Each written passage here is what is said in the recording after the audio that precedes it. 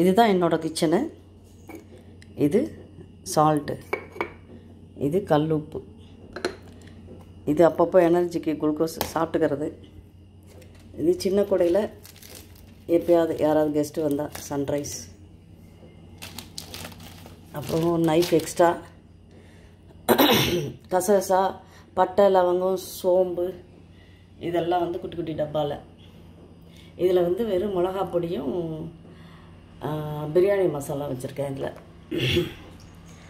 இது வந்து காலையிலே வந்து பிரேக்ஃபாஸ்ட்டுக்கு ரெடி ஆகிடுச்சு. குருமா, உருளைக்கிழங்கு போட்டு வெங்காயம் போட்டு குருமா. இது பூரி, இது தோசைக்கல். இது எல்லாமே வடை பூரி எடுக்கிறதுக்கு எல்லாத்துக்குமே நான் இதான் யூஸ் பண்ணுறேன். இது ஆம்லேட் போடுற, இது ஆம்லேட் போடுற சப்பாத்தி கல்.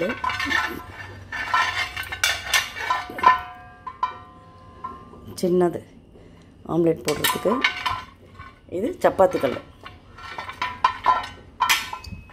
அப்புறம் இது காஞ்ச மிளகா, புளி, எண்ணெய், முட்டை வைக்கிறதுக்கு நல்லெண்ணெய், தேங்காய் எண்ணெய் பாட்டிலு, அப்புறம் வந்து பணியாரக்குழி.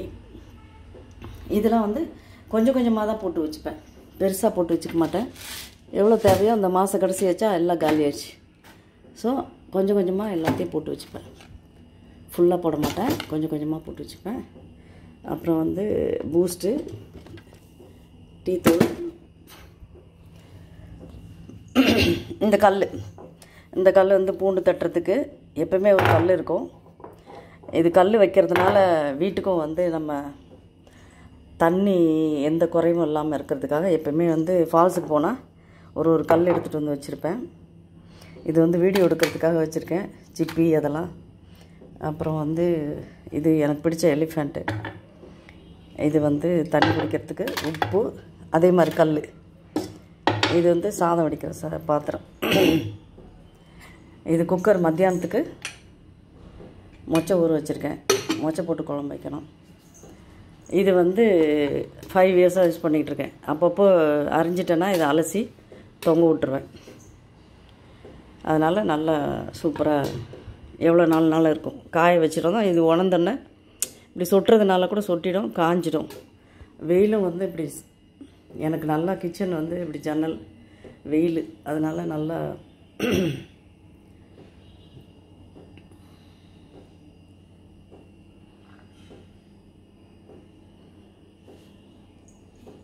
இது எப்படின்னா இதில் வச்சுப்பேன்.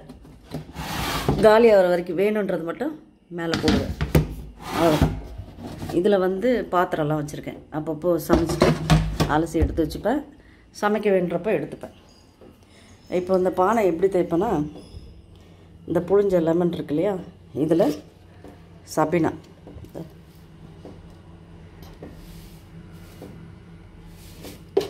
இது சபினா போட்டு எதுவுமே தேவையில்லை.